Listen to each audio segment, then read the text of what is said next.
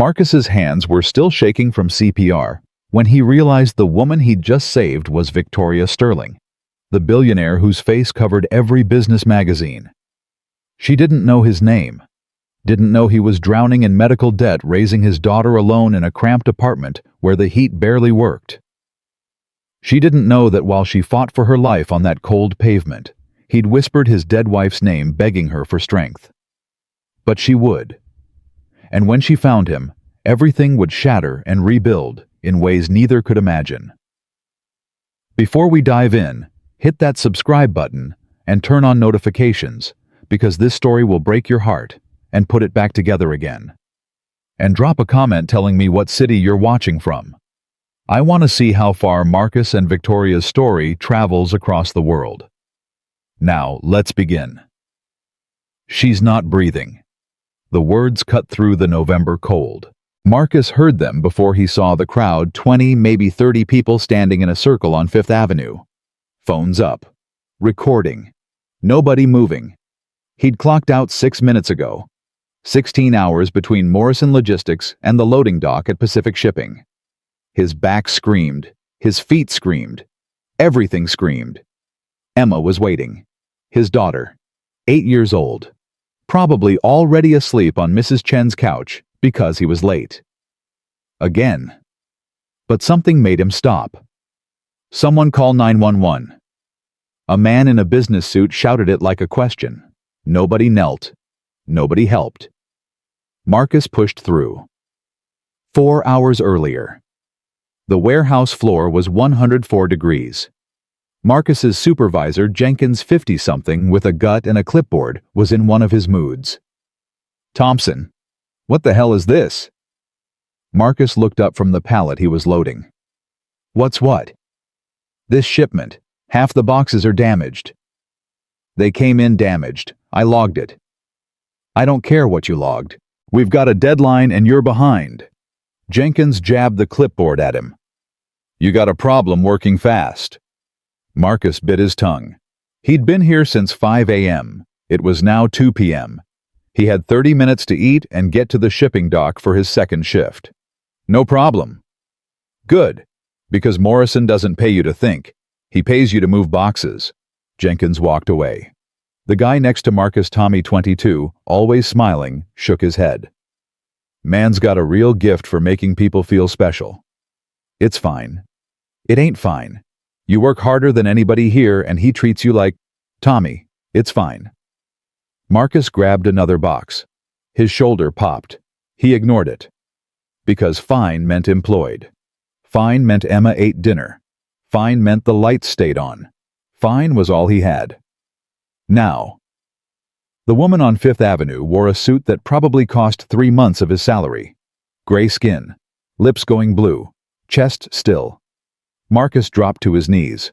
Did anyone call? Yeah, they're coming. How long's she been down? Silence. Damn it! Marcus tilted her head back, positioned his hands. Sarah's voice in his head, clear as the day she died 3 years ago, count out loud. Don't stop. Don't you dare stop. He pressed down. 1, 2, 3, 4. Compressions. 30 of them. He bent down, breathed into her mouth. Once. Twice. Nothing. His arms burned. Come on. More compressions. Someone behind him was crying. Someone else filming. He breathed for her again. Nothing. Come on! He slammed his fist down on the pavement beside her. You don't get to die. Not today. Not... She gasped. Marcus fell backward. The woman's chest rose, fell. Rose again. Sirens. Getting closer. Someone touched his shoulder. Dude, you saved her! Marcus couldn't speak, couldn't move. His hands wouldn't stop shaking. The paramedics arrived, took over, asked him questions he barely heard. Name, address, what happened. They loaded her onto a stretcher. She was breathing on her own now, eyes still closed but alive. You coming with? A paramedic asked. No. Marcus was already backing away. I gotta go. He walked 6 blocks in a daze. Got on the bus, sat in the back. His phone buzzed. Text from Pacific Shipping. "Where are you?" Shift started 10 minutes ago. He closed his eyes. Mrs. Chen opened her door with a frown that could crack concrete. 3.5 hours late, Marcus. I know, I'm sorry. He pulled out 2 20s, $40 he didn't have. Thank you. She took the money, but her expression softened an inch. She ate, did homework, asked about you 6 times. Emma was curled up on the couch. Small for 8. Too small. The school nurse had used the word malnourished last month, and Marcus had wanted to punch a wall. Hey, baby. He scooped her up. She stirred. Daddy? Yeah. Let's go home. Home was apartment 4B. 4th floor. No elevator.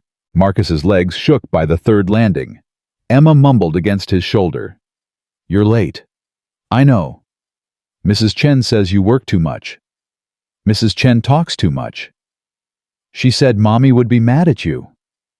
Marcus stopped on the landing, felt something crack in his chest. Mommy would want me to take care of you. You do. You're the best daddy. He kissed her forehead. Climbed the last flight. Their apartment, 1 bedroom, 1 bathroom, a kitchen that was really just a corner. Emma slept in the bedroom. Marcus slept on the couch. He tucked her in without changing her clothes. She was out before he closed the door. The kitchen, if you could call it that, had a hot plate, a mini fridge, and a window that looked at a brick wall. Marcus made instant coffee with lukewarm tap water because the landlord still hadn't fixed the boiler. He sat at the card table. 2 folding chairs. 1 wobbled. His hands finally stopped shaking. He thought about the woman. Rich, powerful probably. People like that had families, security, private doctors. People like that didn't need people like him. His phone rang. Unknown number. Hello. Mr. Thompson. Grace Memorial Hospital. Calling about the incident earlier. Is she okay? She's stable. Ms. Sterling asked us to contact you. She'd like to thank you personally. Who? Victoria Sterling. The woman you saved. The name clicked. Marcus had seen it on magazines at the grocery store. CEO. Billionaire. One of those people who showed up on financial news. Tell her I'm glad she's okay. Sir, she was quite insistent. I'm sure she was, but I don't need thanks. Marcus rubbed his face. Have a good night. He hung up, stared at his coffee. People like Victoria Sterling lived in a different universe. One where hearts got fixed by the best surgeons and life went back to normal. People like Marcus. They just kept moving boxes. He finished his coffee, fell into bed on the couch. Tomorrow, another double shift. Another day of fine. Victoria Sterling opened her eyes to white ceiling tiles and the steady beep of machines keeping her alive. A doctor leaned over her. Young, competent. Welcome back, Ms. Sterling. You had a severe myocardial infarction. If that man hadn't performed immediate CPR, you wouldn't have made it. Victoria's throat was sandpaper. What man? Marcus Thompson. He saved your life. The name meant nothing. The face was a blur, strong hands, a quiet voice counting someone's breath filling her lungs when her own had given up. Where is he? Didn't stay. Left before we even loaded you. Victoria closed her eyes. 52 years old. 3 ex-husbands who'd wanted her money. No children because she'd been too busy building an empire. A penthouse she barely lived in. A company she'd sacrificed everything for. And a stranger some nobody had cared more about her life in 5 minutes than most people in her life cared in 5 years. Find him. The doctor hesitated. Ms. Sterling, you need to rest. Find him. Her voice had the edge that made CFOs sweat. I don't care what it takes. Her head of security found him in 4 hours. Marcus Thompson. 34. Warehouse worker. Second job loading ships. Widowed. One daughter. Address 447 Maple Street, apartment 4B. Victoria read the file twice. Studied the employee photo, tired eyes, strong jaw, the face of someone who'd been knocked down and kept getting up. Set up a meeting. Ma'am, you were just discharged. Now. Her driver took her to Maple Street Thursday afternoon. The building was exactly what she expected: crumbling brick, broken mailboxes, graffiti that probably hadn't changed since the 80s. She climbed 4 flights. The elevator had an out-of-order sign that looked permanent. Knocked on 4B. The man who opened the door was bigger than she remembered. Or maybe dying had made everything look smaller. Jeans, gray t-shirt with a hole near the collar. Arms that came from real work, not a gym. His expression shifted. Ms. Sterling. Mr. Thompson. She smiled. May I come in? How'd you find me? I have resources. That's not an answer.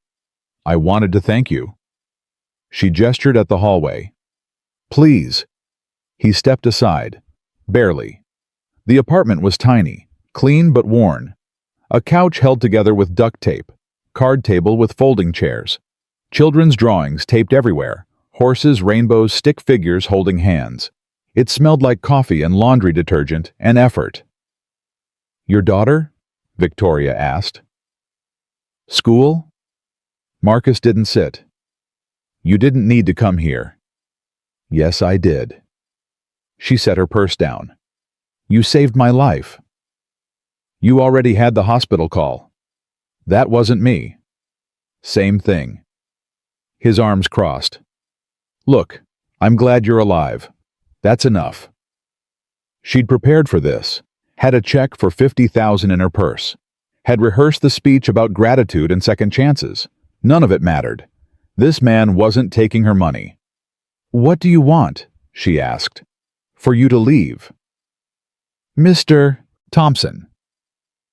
I've got a daughter to pick up in 90 minutes. Shift starts at 6. So unless there's something else. Why did you help me? The question hung there. Marcus stared at her.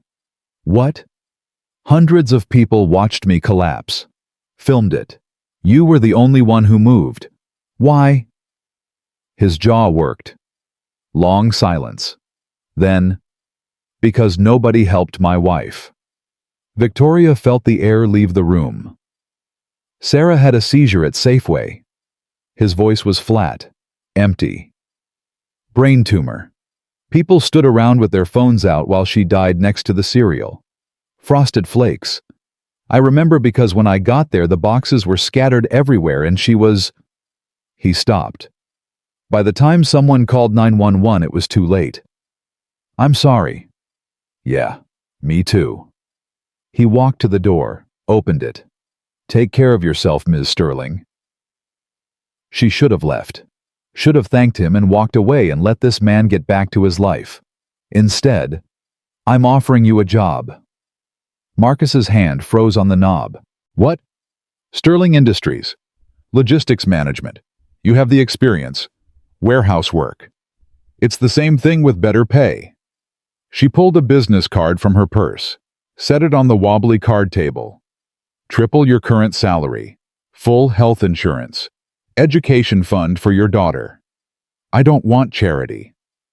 Good, because I don't give charity. I make smart business decisions. Victoria moved toward the door. You're organized. You're reliable. You saved my life with skills most people don't have. That tells me you're someone who acts under pressure. I need people like that. Ms. Sterling. Think about it.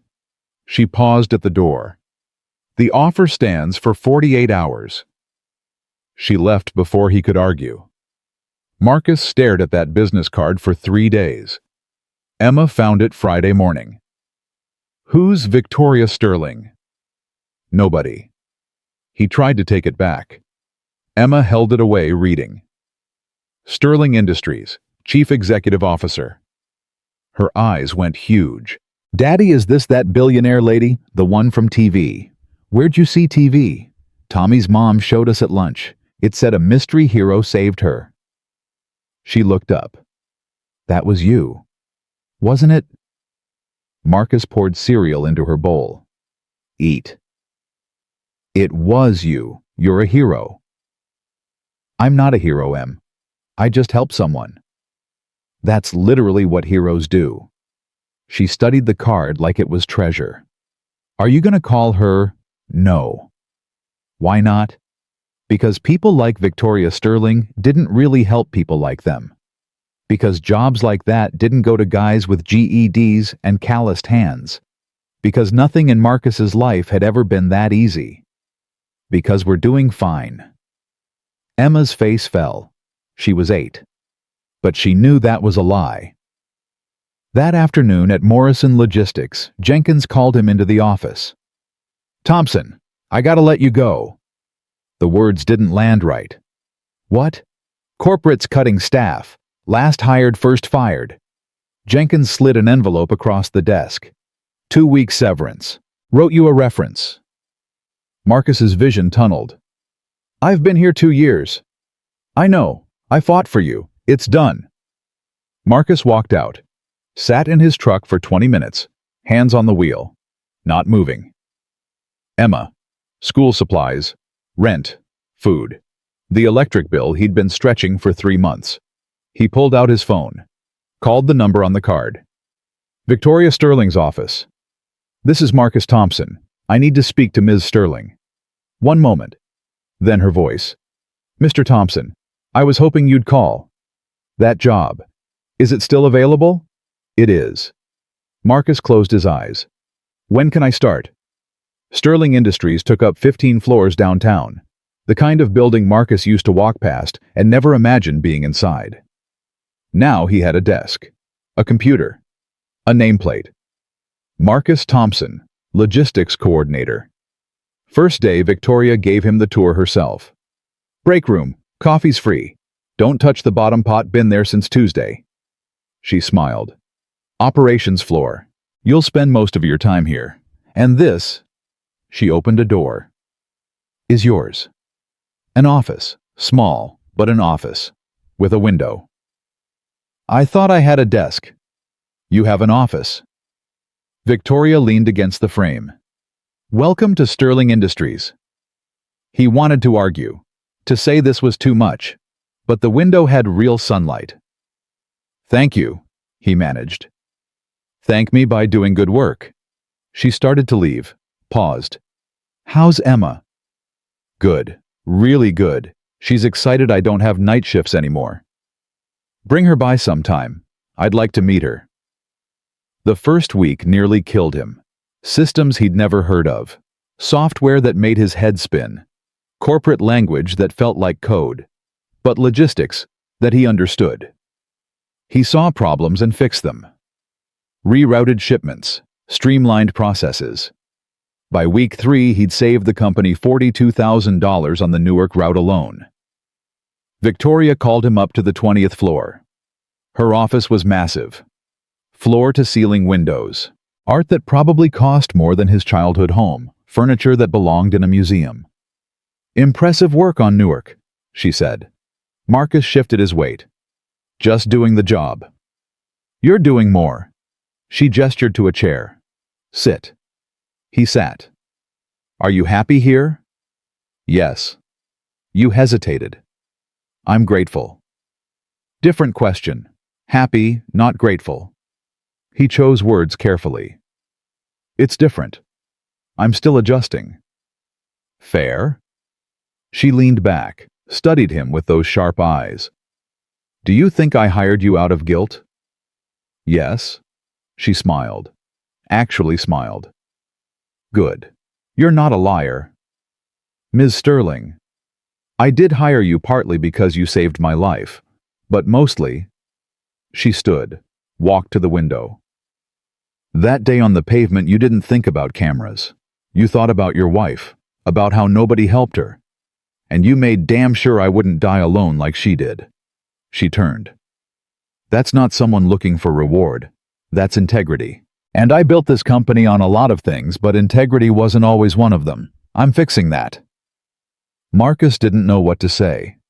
So yes, I'm grateful. But I also made a smart hire. She smiled.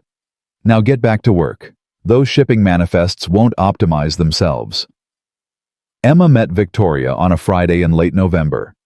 Marcus mentioned casually he'd bring his daughter by. Victoria cleared her afternoon. Emma wore her church dress, donated but clean. She held Marcus's hand tight, walking into the executive suite. "Mr. Thompson." The assistant smiled. "Go right in." Victoria stood when they entered. "You must be Emma." Emma's eyes went wide. "You're really her." "I am." Victoria came around her desk, knelt to Emma's level. "And you're the girl who kept your dad strong enough to save me. He told me he was rushing home to you that night." Emma beamed. "He always comes home?" "Because he loves you very much." Victoria glanced up at Marcus. "You raised an incredible daughter." "She raised herself mostly." "Did not," Emma protested. "Daddy cooks and helps with homework and reads every night even when he's super tired." Victoria's expression softened. "He sounds like the best dad." "He is." They talked for 40 minutes. Victoria showed Emma the view, let her spin in the executive chair, asked about school and friends and what she wanted to be when she grew up. "A doctor," Emma said firmly, "so I can save people like Daddy saved you." When they left, Emma talked the entire bus ride home. "She's so nice, Daddy, and smart. Did you see all those awards? And she knew about my science project? How'd she know about my science project?" Marcus had mentioned it once, in passing, during a meeting. Victoria had remembered. That night, after Emma was asleep, Marcus stood at the kitchen window, looked out at the city lights. For the first time in 3 years, something felt different.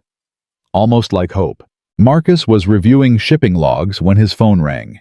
Victoria's assistant, voice shaking. "Mr. Thompson, 20th floor, now." He ran. The boardroom was chaos. 15 directors in $1,000 suits standing around like mannequins, and Victoria on the floor, unconscious, lips blue. Marcus shoved through them. "Someone call 911. He dropped to his knees, tilted her head, started compressions. "Not again. God, not again." "Come on, Victoria." Press, press, press. "Don't you dare!" Her eyes fluttered. "That's it. Stay with me." He kept rhythm, counted, prayed. "Ambulance is coming. Just hold on." She grabbed his wrist. Weak. "Marcus, don't talk. Save it." Twice. Barely a whisper. "You've saved me. Twice. And I'll do it 100 more times. Now shut up and breathe." The paramedics arrived. This time, Marcus climbed into the ambulance with her, held her hand while they worked. At the hospital, doctors swarmed. Marcus got pushed into a waiting room full of board members who looked at him like he'd tracked mud on their carpet. He didn't move. 4 hours later, a doctor emerged. "Another myocardial infarction, more severe. She needs immediate surgery, triple bypass. We're prepping now." "Can I see her?" "Family only." "I'm family." Marcus's voice was steel. "Let me see her." Something in his face made them step aside. Victoria was in pre-op, machines everywhere, but awake. "Hey." Marcus pulled a chair close. "Hey." She tried to smile. "Bad habit." "Then stop dying." "Working on it." Her hand found his. "Marcus, if something happens, it won't. If it does, you need to know something." Her grip tightened. "You and Emma, you gave me something I forgot existed. You made me human again. Not just powerful, human." "Victoria, let me finish." Her eyes were bright. "I was dying before you saved me. Not just on that pavement. Every day. Living in boardrooms and never feeling anything. Then you knelt beside me and breathed life into my lungs, and I thought this stranger cares more about my life than I do." Marcus's throat was tight. "You're not dying. You're getting through surgery and coming out fine, and Emma's going to be so mad you scared us." "Emma." Made me promise to tell you she loves you. Apparently you're her hero now." Victoria cried. "Just a little." A nurse entered. "Ms. Sterling, it's time." 1 minute. Then to Marcus. "If I don't make it, stop. Everything goes to Emma. Education, trust fund, all of it. My lawyer has it." Marcus stood. "You're telling her yourself, years from now, at her graduation or wedding, because you're not dying today." Victoria smiled, squeezed his hand. They wheeled her away. Marcus sat in that waiting room for 6 hours. Board members came and went. Some looked at him with suspicion. One gray-hair, expensive suit stopped. "You're Thompson." "Yeah." Richard Castellano, board chairman. He didn't offer his hand. "How long have you worked at Sterling Industries?" 3 months. 3 months. Castellano's smile didn't reach his eyes. "And you're in pre-op with our CEO. Interesting." "She's my friend." "Is she?" "Not a question." "We'll be watching you, Mr. Thompson, very closely." He walked away. Marcus sat back down, something cold settling in his gut. Finally, the surgeon emerged. Surgery was successful. Marcus breathed. "She'll need extensive recovery, lifestyle changes, but she'll live." "Can I see her?" "Recovery. Give it an hour." Marcus waited. When they finally let him in, Victoria was unconscious but breathing steady. He pulled a chair close. "You made it." He took her hand. "Now you've got to keep your promise." About Emma's graduation. He stayed until they kicked him out. Came back before work the next morning, every day after that. Because somewhere along the way, the woman he'd saved on a cold pavement had stopped being a stranger. She'd become family. And Marcus Thompson didn't abandon family. Not ever. Marcus was at Victoria's bedside when the door opened. Richard Castellano walked in. 2 other board members behind him. "Mr. Thompson, we need to talk." Victoria was asleep. Marcus stood, stepped between them and her bed. "About what?" "About your relationship with Ms. Sterling." Castellano's smile was ice. "See, we've been looking into you. Warehouse worker one day, executive the next. Quite a promotion. She offered me a job. After you saved her life. How convenient." "What are you saying?" Castellano leaned in. "I'm saying we have concerns. About your intentions. About whether you're taking advantage of a vulnerable woman." Marcus's hands clenched. "Get out." "The board is considering removing Ms. Sterling from her position. For her own good, you understand. And we're beginning an investigation into your hiring. If we find anything at all, you're done." I said get out. "This isn't over, Mr. Thompson." They left. Marcus sat back down, heart pounding. Victoria's hand moved. Her eyes opened. "Marcus, I'm here. I heard." Her voice was weak but clear. "Don't worry about them. They're coming after both of us. Let them try." She smiled, tired but fierce. "I didn't survive 2 heart attacks to let Richard Castellano tell me what to do." But Marcus saw something in her eyes. Fear. The board was circling. And this time CPR wouldn't be enough to save them. Victoria was discharged 5 days later against doctor's orders. She walked out of that hospital with Marcus on one side and a fury in her eyes that could melt steel. "You should rest," Marcus said in the car. "I should fire half my board." She stared out the window. "Richard's been waiting for this, waiting for me to show weakness." "You're not weak. You had major surgery. In their world, it's the same thing." She looked at him. "They smell blood, Marcus, and they're coming for both of us." The driver pulled up to her building, all glass and marble, and doormen in uniforms. Marcus had never been inside. "Come up," Victoria said. "I should get back to Emma." 10 minutes, please." He followed her inside. The penthouse took up the entire 42nd floor, floor-to-ceiling windows overlooking the city, furniture that belonged in magazines, Everything white and chrome and perfect. Everything empty. "How long have you lived here?" Marcus asked. 12 years. Victoria walked to the window.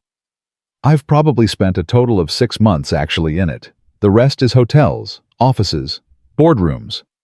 She turned. "You want to know what I thought about when I was going under for surgery?" Marcus waited. "I thought if I die, who's going to care? Really care, not the board. Not my ex-husbands. Not the people who send Christmas cards because I donate to their charities." Her voice cracked. "Then I thought about you, about Emma, about how a man I barely know stayed by my hospital bed for 6 hours, like it mattered whether I lived or died. It did matter. To you, not to them." She gestured vaguely toward downtown. "Richard and the board, they don't care if I live. They care if I'm useful. And right now I'm not." Marcus crossed the room, stood beside her at the window. "Then we make you useful again." "How?" "Same way you built this company in the first place. You fight." Victoria smiled. Tired, but real. "I hired the right person." "Yeah, you did." His phone buzzed. "Text from Emma, Mrs. Chen says you're late." Again. "Are you okay?" "Go," Victoria said. "Be with your daughter." "You sure?" "I'm sure." She walked him to the door. "Marcus, thank you for everything." He wanted to say something more. Something about how she'd changed his life too. How Emma talked about her constantly. How for the first time in 3 years he felt like maybe they weren't just surviving anymore. But the words stuck. "Get some rest," he said instead. He left. The elevator ride down felt longer than 42 floors should. Emma was doing homework at the card table when he got home. She looked up, eyes bright. "Is Victoria okay?" "She's good, resting." Mrs. Chen said rich people don't rest. They just count money. Marcus laughed despite everything. Where'd she hear that? "TV. Is it true?" "No, baby. Rich people are just people. They get tired too." Emma chewed her pencil. "Tommy's mom said you're Victoria's boyfriend now." Marcus nearly choked on air. "What?" "She said you visit her every day and that's what boyfriends do." "Tommy's mom needs to mind her business." Marcus sat down. "Victoria's my friend, that's all." "Do you like her?" "Of course I like her." "No. Do you like her, like how you liked Mommy?" The question hit him sideways. "It's okay if you do." Emma's voice went soft. "Mommy would want you to be happy." Marcus pulled her into a hug, held on tight. "I love you, kid." "Love you too, Daddy." She pulled back. "But you didn't answer my question." "Homework, now." She grinned. "That's a yes." "That's a mind your business." But that night, lying on the couch, staring at the ceiling, Marcus thought about Victoria's penthouse, about how big and empty it was, about the look in her eyes when she'd said, "Who's going to care?" He thought about Sarah, about how she used to say the best things in life came when you stopped being scared. He fell asleep thinking maybe she was right. The next morning at Sterling Industries, Marcus's office phone rang before he'd even sat down. "Mr. Thompson, Castellano, my office, now." The line went dead.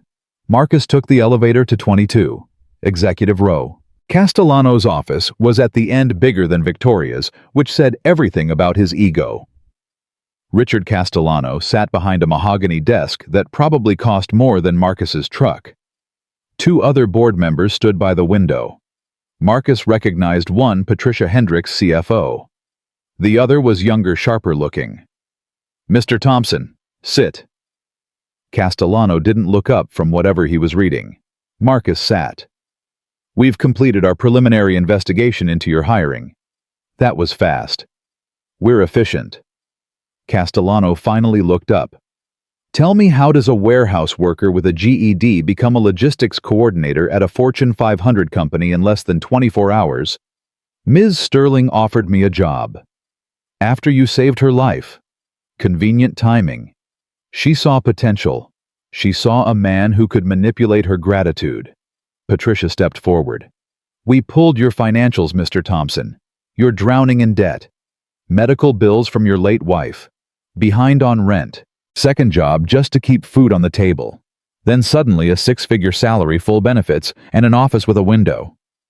Marcus's jaw clenched. "I earned that position. In 3 months, you saved $40,000 on the Newark route. Impressive. Almost too impressive for someone who's never worked corporate logistics before." "What are you saying?" The younger board member spoke up. "We're saying we think Victoria made this decision while emotionally compromised, and we're concerned you're taking advantage." "I'm not." "Are you sleeping with her?" Castellano asked it casually, like he was asking about the weather. Marcus stood. "This conversation is over." "Sit down, Mr. Thompson." Castellano's voice went cold. "Or clean out your desk." Marcus stood there, every muscle screaming to walk out, to tell them what they could do with their investigation. But Emma's face flashed in his mind. Her school supplies. The health insurance that finally let her see a dentist. The apartment with heat that actually worked. He sat. "Smart choice." Castellano leaned back. "Here's what's going to happen.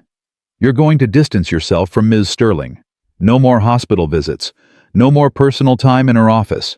You do your job and nothing else. And if I don't, then we find cause to terminate you. And believe me, we'll find it." Patricia smiled. "We always do." "Victoria won't let you." "Victoria is on medical leave," the younger member said, "and the board has concerns about her judgment. If those concerns escalate, we have the authority to remove her from her position, permanently." Marcus felt ice in his stomach.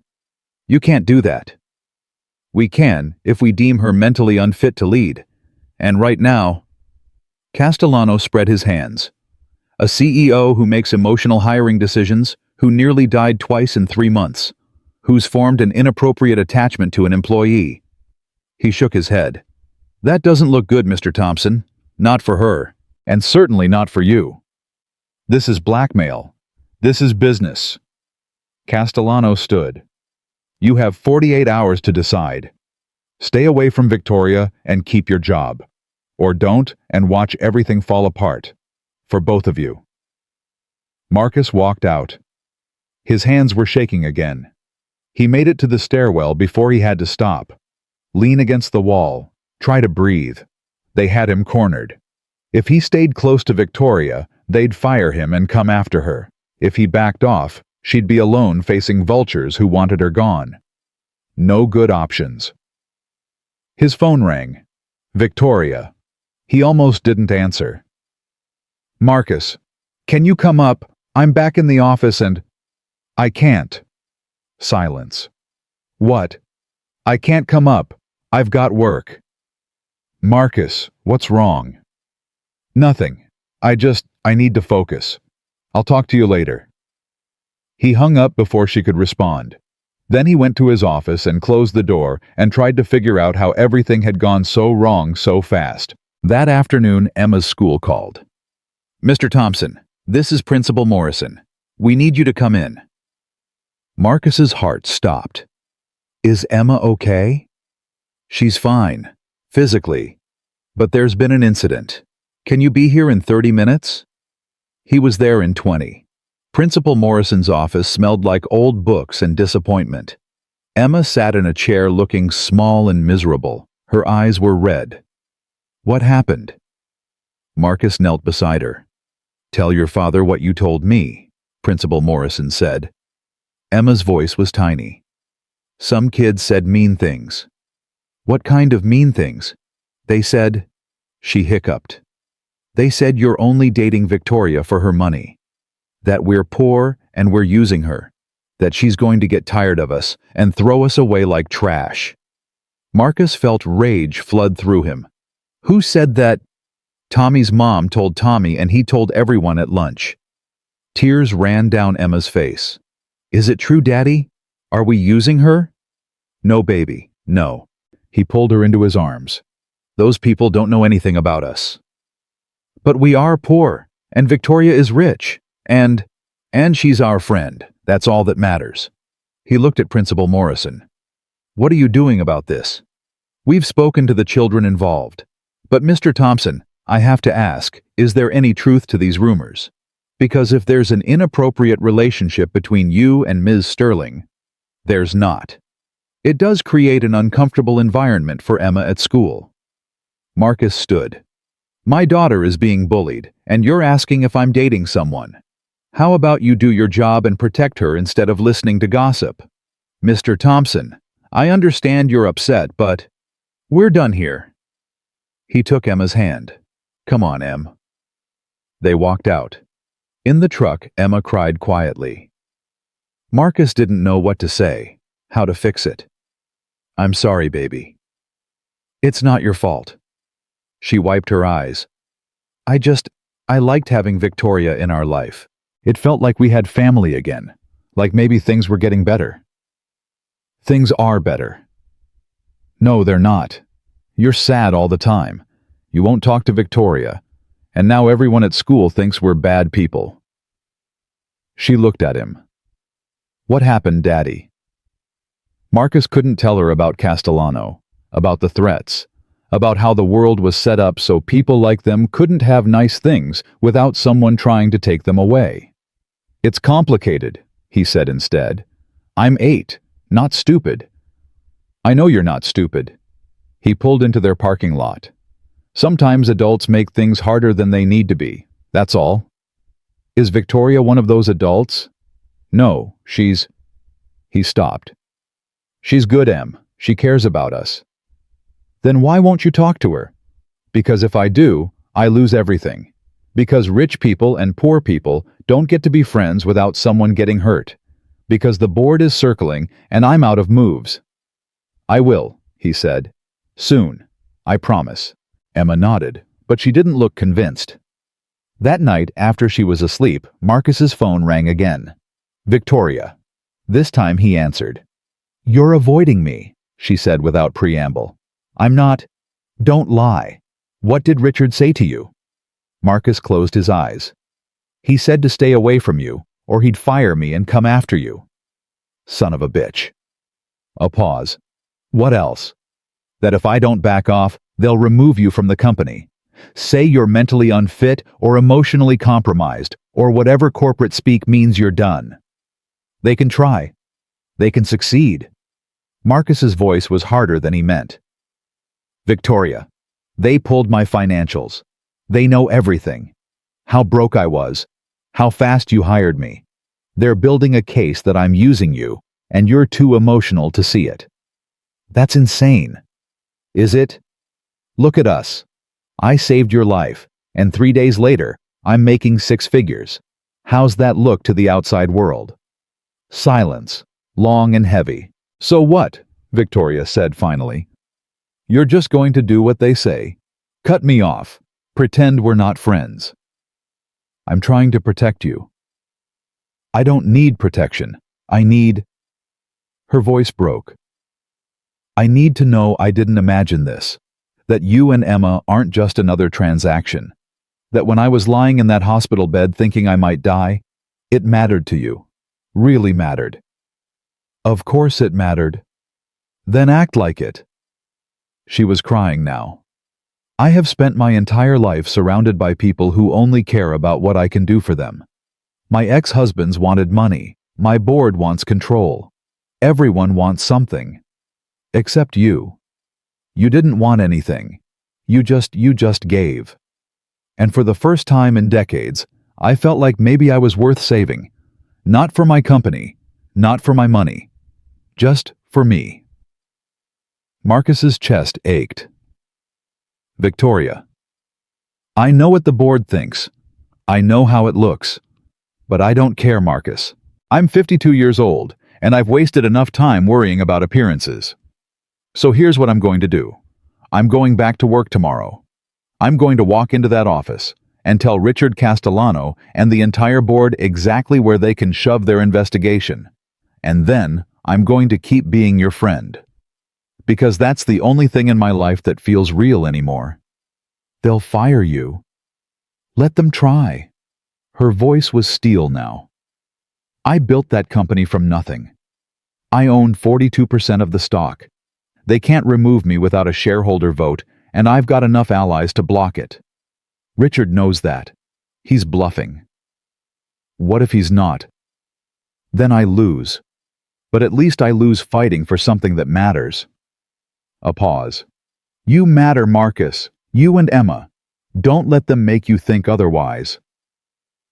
The line went quiet. Not dead. Just waiting. Marcus thought about Emma's tears, about the check he'd gotten from Victoria's lawyer after the first heart attack, $50,000 he'd returned, about how every good thing in his life somehow came with strings attached. I can't let you throw everything away for us, he said. You're not letting me do anything. This is my choice. Victoria's voice softened. When you saved my life, you didn't ask permission. You just did it. Let me do the same for you. It's not the same. It's exactly the same. You gave me breath. Let me give you hope. Please. Marcus looked at the card table, the folding chairs, the apartment that was finally warm. He thought about Sarah, about what she'd say if she were here. She'd say, "Stop being scared." "Okay," he whispered. "Okay. Okay." Louder now. "But I'm there with you. When you face the board, I'm standing right beside you." Victoria laughed, sounded like relief. "Deal. One more thing." "Yeah. Emma wants to know if you'll come to her science fair next week." A pause. Then, "I wouldn't miss it for anything." They hung up. Marcus sat there in the dark for a long time. Tomorrow, they'd face the board. Tomorrow, they'd probably lose their jobs and their reputations and everything they'd built. But tonight, he called his daughter into the living room and told her Victoria was coming to the science fair, and watched her face light up like Christmas morning. And that, Marcus thought, was worth fighting for. The next morning, Victoria walked into Sterling Industries wearing a red suit that meant war. Marcus met her in the lobby. "You ready?" she asked. "No, but let's do it anyway." They took the elevator to 22. Together. Castellano's assistant tried to stop them. "Mr. Castellano is in a meeting." Victoria walked past her, opened the door. The entire board was there, sitting around the conference table, waiting. "Victoria, Castellano didn't stand. You're supposed to be on medical leave." "I'm supposed to be running my company." She sat at the head of the table. Marcus stood behind her. "I hear you've been busy in my absence. We've been concerned about my judgment." "Yes, Marcus told me." She looked around the table. "Let me make something very clear. Marcus Thompson is an employee in good standing. His hiring was based on merit. His work has saved this company hundreds of thousands of dollars, and my friendship with him is none of your damn business." Patricia leaned forward. "Victoria, we're trying to protect you." "From what? From having someone in my life who actually cares whether I live or die." Victoria's voice was sharp. "I had 2 heart attacks. This man saved me both times, and instead of thanking him, you're investigating him like a criminal. That tells me everything I need to know about this board's priorities." "We're concerned about the optics," the younger member started. "I don't give a damn about optics." Victoria stood. "Here's what's going to happen. The investigation into Marcus ends today. He keeps his position, and all of you go back to running your departments and stop worrying about my personal life." Castellano smiled. "Or what?" "Or I make some calls to shareholders, to the press. Tell them how the board spent company resources investigating an employee because I dared to be friends with him. How you threatened to remove me while I was recovering from major surgery. How you tried to blackmail a single father doing his job." She leaned on the table. "How do you think that plays, Richard?" His smile disappeared. "You're bluffing," Patricia said. "Try me." Victoria pulled out her phone. "I've got the Wall Street Journal on speed dial. Want to bet?" Silence. Finally, Castellano spoke. The investigation is dropped. And Mr. Thompson's position is secure. And he ground his teeth. And the board apologizes for overstepping. Victoria nodded, looked at Marcus. Anything you want to add? Marcus thought about it, about everything they'd put him through, about Emma crying in the principal's office. Yeah, he said. Don't ever threaten my daughter again. Whatever you think about me, she's 8 years old. She doesn't deserve your gossip or your judgment. Leave her out of this. No one spoke. Victoria smiled. We're done here. She walked out. Marcus followed. In the elevator, neither of them said anything until they reached the operations floor. That was, Marcus started. Terrifying, Victoria finished. I was going to say incredible. She laughed. I'm shaking. Me too. The elevator doors opened. Victoria turned to him. Marcus, thank you for standing with me. Always. She squeezed his hand. Then she was gone, heading back to her office. Marcus went to his own office, closed the door, let out a breath he'd been holding for 3 days. His phone buzzed. Text from Emma. Mrs. Chen says you're famous now. Are you? He smiled. Typed back. Just doing my job, baby. See you tonight. Her response came immediately. Love you, Daddy. Victoria's the best. Yeah, Marcus thought. She really is. That afternoon, everything felt almost normal. Marcus worked on shipping routes, attended meetings, avoided Castellano's floor entirely. At 4 p.m., his office phone rang. Victoria's assistant. Mr. Thompson, Ms. Sterling would like to see you. He went up. Victoria's office had flowers everywhere. Dozens of bouquets. Get well cards. The corporate version of sympathy. From the board members, she said, gesturing at them. Gilt flowers. I'm allergic to half of them. Marcus laughed. Want me to throw them out? God, yes, please. She sat on the edge of her desk. I wanted to thank you, properly, for everything. You already did. No, I didn't. Marcus, you put your job on the line for me. Again. You could have walked away, stayed quiet, let me fight my own battles. That's not who I am. I know. Her smile was soft. That's why you're sitting here. Marcus looked at her. Really looked. The woman who'd been a stranger 4 months ago, who'd become something more than a boss, something more than a friend, something that felt like family. Emma's science fair, he said. It's Thursday at 6. You still coming? I'll be there. Good. He stood to leave. Marcus, one more thing. He turned. Victoria's expression was serious.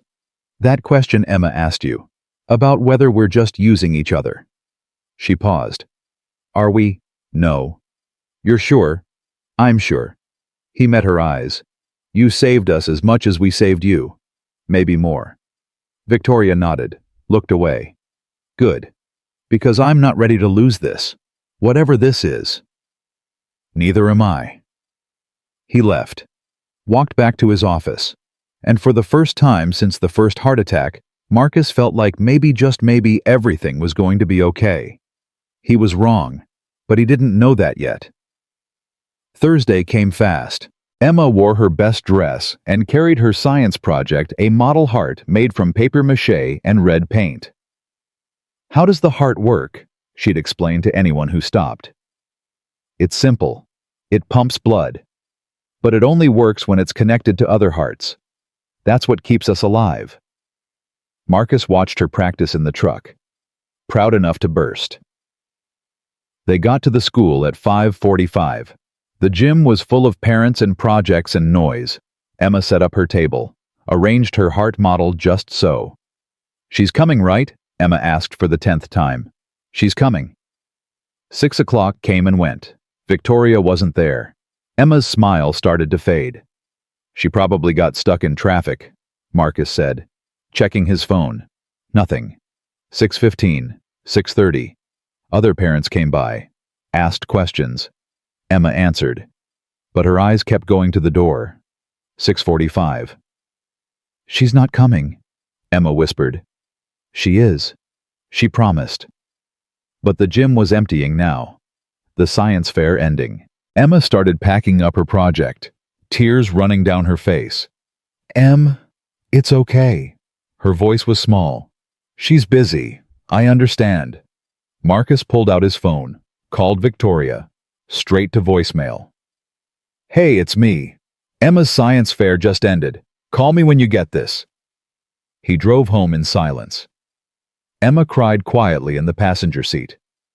At the apartment, Marcus tucked her into bed early, kissed her forehead. "I love you, baby." "Love you too." She rolled over, away from him. Marcus went to the kitchen, called Victoria again. Nothing. He called her assistant. "This is Marcus Thompson. Is Victoria in the office?" "No, Mr. Thompson. She left at 4, said she had an important appointment." Ice in his stomach.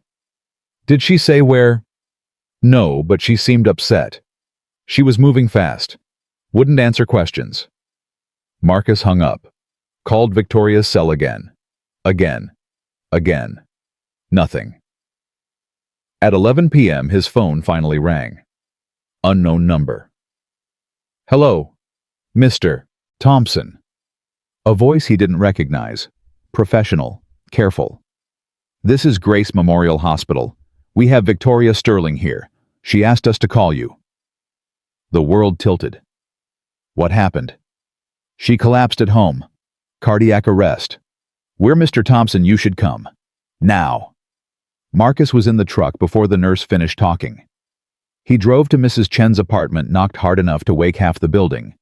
She opened the door in her bathrobe. "Marcus? What?"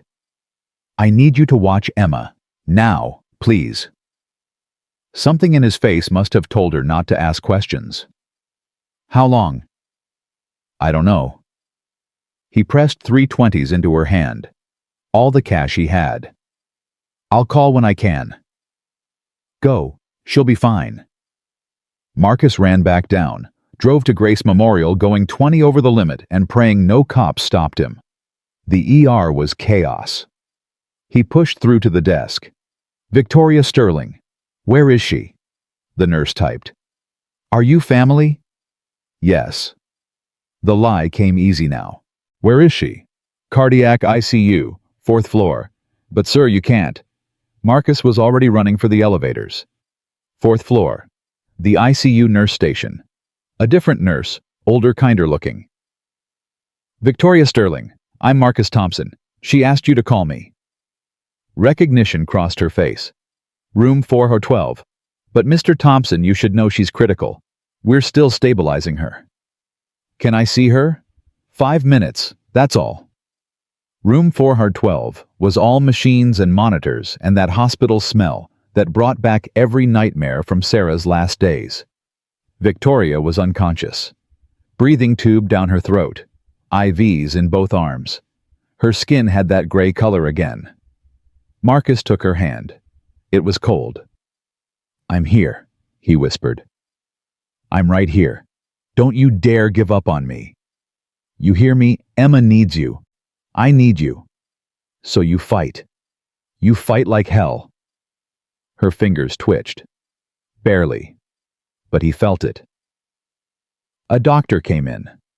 Young woman, exhausted eyes, name tag said Dr. Reeves. "Mr. Thompson?" "Yeah. I'm Dr. Reeves. I need to talk to you about Victoria's condition." Marcus didn't let go of Victoria's hand. "Tell me." "3rd cardiac arrest in 4 months. Her heart is severely damaged. The bypass we did last time helped, but it's not enough. Her heart muscle is failing." "What does that mean?" Dr. Reeves met his eyes. "It means without intervention, she has days, maybe a week."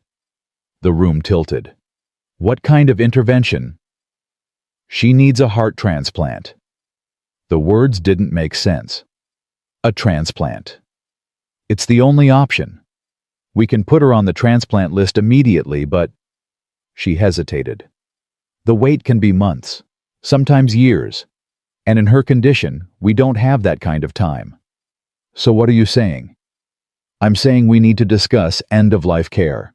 What her wishes would be if... No. Marcus's voice was steel. No end-of-life anything. You put her on that list. You do whatever it takes. She doesn't get to die. Mr. Thompson, I understand you're upset. I'm not upset. I'm telling you what's going to happen. Victoria Sterling is a fighter. She's survived 3 heart attacks. She's going to survive this too, so you stop talking about her dying and start figuring out how to keep her alive. Dr. Reeves looked at him for a long moment. Okay, we'll put her on the transplant list, but you need to understand the odds aren't good, and she'll need to stay in ICU until we find a match. That could be a very long time. Then we wait. The doctor nodded, left. Marcus sat in the chair beside Victoria's bed, held her hand, watched her chest rise and fall with the ventilator. You're not dying, he said again. I won't let you. His phone buzzed. Emma. He'd forgotten to call Mrs. Chen. He stepped into the hallway. Hey, baby. Daddy. Where are you? Her voice was small, scared. Hospital. Silence. Then, is it Victoria? Yeah. Is she...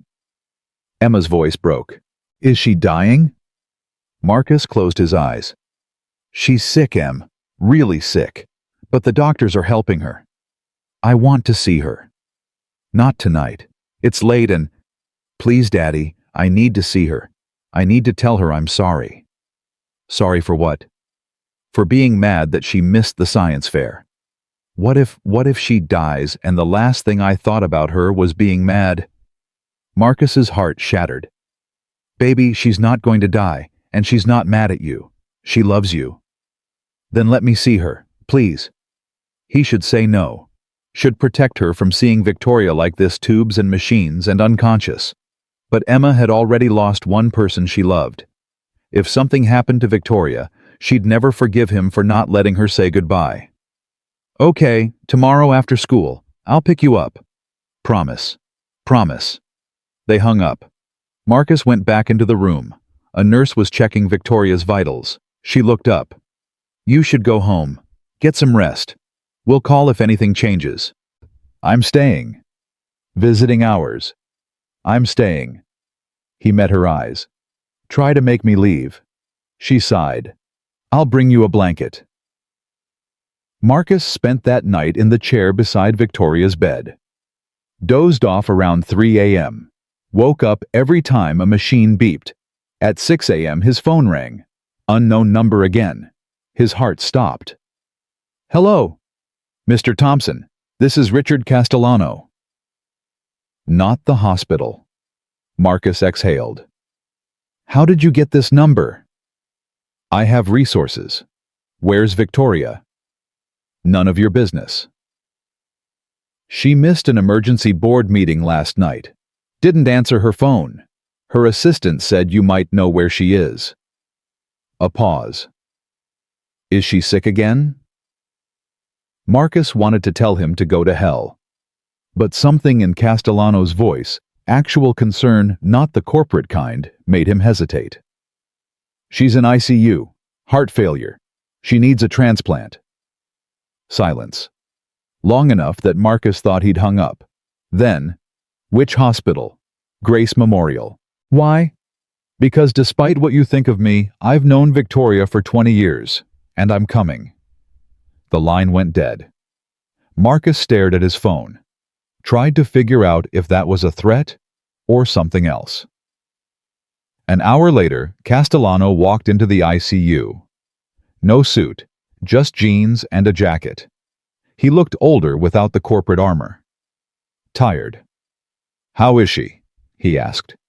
Unconscious, waiting for a heart. Castellano walked to the window, looked at Victoria. How long does she have? Days, maybe a week. Christ. He rubbed his face. This is my fault. Marcus looked up. What? The stress, the board meetings, The investigation into you. I pushed too hard. I knew she was sick and I pushed anyway. Why? Castellano turned. Because I'm good at running companies and terrible at being human. He sat in the other chair. Victoria and I started Sterling Industries together, 23 years ago. She was 30. I was 28. We had nothing but an idea and a lot of nerve. Marcus didn't say anything, just listened. She wanted to change the world. I wanted to make money. For 15 years that worked. Then she had her first divorce, then her second. She started working more, living less, became the woman you met on that pavement, all power, no heart. He smiled sadly. I thought she was fine, thought that's who she wanted to be. Then you saved her life and something changed. She started smiling again, taking time off, caring about things that weren't quarterly reports. He looked at Marcus. You know what she told me after she hired you? No. She said, Richard, I forgot what it feels like to be proud of something good, not profitable, just good. Castellano's voice was rough. And instead of being happy for her, I got scared. Scared she'd realize she didn't need the company anymore. Didn't need me. So I tried to push you out, to keep things the way they were, because I'm a selfish bastard who can't stand change. Marcus processed that. You really thought I was using her? At first. Then I did the investigation and realized you're exactly what she said you are. A good man who saved her life and asked for nothing in return. He shook his head. That terrified me more than if you were a con artist, because it meant she found something real, and I couldn't control that. You still tried to fire me. I did, and I'm sorry, for what that's worth. It wasn't worth much, but it was something. They sat there in silence. Two men who barely knew each other watching a woman they both cared about fight for her life. At noon, Dr. Reeves came back. We have an update. Victoria's been moved up on the transplant list. Given her condition and her status, she's priority 1 in this region. What does that mean? Marcus asked. It means if a compatible heart becomes available, she's first in line. But Mr. Thompson... Her expression was serious. Even if we find a match today, the surgery is extremely risky. Her body is weak. The chances of complications are high. But she'd have a chance. Yes, she'd have a chance. Then we wait. Dr. Reeves nodded. Left. Castellano stood. I need to make some calls. Try to clear her schedule. Keep the board from panicking. They're going to want to remove her. Let them try. Castellano smiled. I helped build this company too, and I'm not letting them destroy what's left of her while she's fighting for her life. He headed for the door, stopped. Thompson, for what it's worth, you're good for her. Don't let the board make you think otherwise. He left. Marcus sat back down, took Victoria's hand again. You hear that you've got people fighting for you, so you need to fight too. Emma's coming to see you later. She wants to tell you about her science project, so you need to wake up. Okay, you need to wake up. Victoria's eyes moved under her lids. Her fingers squeezed his, barely, but he felt it.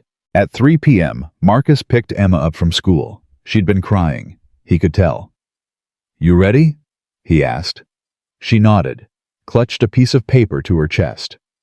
They drove to the hospital in silence. The ICU nurse, same one from last night, saw them coming. She's not cleared for child visitors. Please. Marcus's voice cracked. 5 minutes, that's all. The nurse looked at Emma, at the paper in her hands, at Marcus's face. 5 minutes. Emma walked into the room slowly, stopped when she saw Victoria. All the tubes, the machines, the ventilator. Daddy. It's okay. She's just sleeping. The machines are helping her breathe. Emma moved closer, took Victoria's other hand. Hi, Victoria. It's me, Emma. No response, just the steady beep of monitors. I brought you a picture from my science project, the one you missed. Her voice was small. It's okay you missed it. I know you didn't mean to, You were getting sick and you didn't want me to see. Right. Marcus's throat was tight. I made a heart. A real one. Well, a model. And I told everyone that hearts only work when they're connected to other hearts. That's what keeps us alive. Emma's tears fell on the blanket. Your heart is sick, but mine's really strong, and Daddy's is too. So maybe if we're close enough, our hearts can help yours. Like how you jumpstart a car battery. Mrs. Chen showed me once. She climbed onto the chair, laid her head on Victoria's arm, careful of the IVs. Please don't die, she whispered. Please. I already lost my mommy. I can't lose you too. You're like family, and I don't have much of that. So please wake up. Marcus watched his daughter cry against a woman she'd known for 4 months. Watched her hold on like Victoria was the only thing keeping her from floating away. And he realized it wasn't just Victoria who'd been saved that night on Fifth Avenue. It was all of them. The nurse appeared in the doorway. Time's up. 1 more minute, Marcus said. Sir. 1 more minute, please. The nurse left. Emma sat up, put the drawing on Victoria's bedside table. I'll come back tomorrow, and the day after, every day until you wake up. Okay, so you have to wake up, because I'm not giving up on you. She kissed Victoria's hand, climbed down. Marcus hugged her. You did good, baby. Can we stay longer? Not tonight, but we'll come back tomorrow, I promise. They left. In the truck, Emma was quiet for a long time.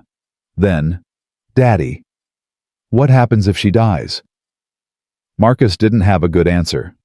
She's not going to die. But what if she does?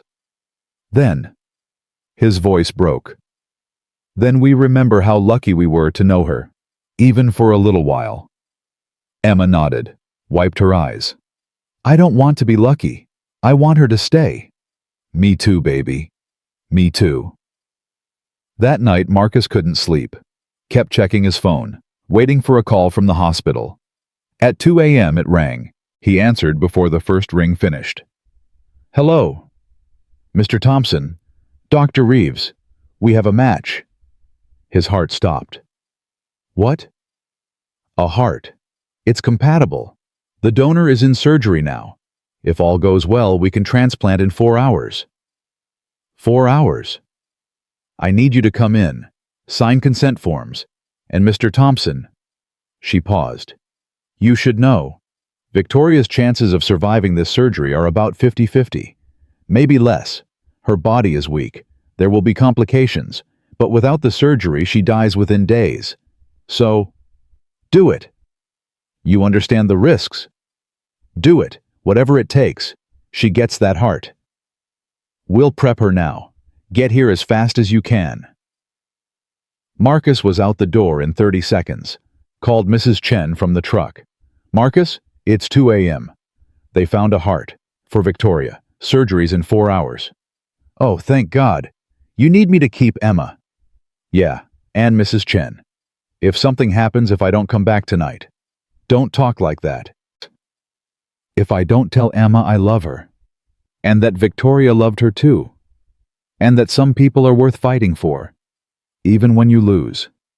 Marcus, promise me. I promise. Now go, and bring that woman home.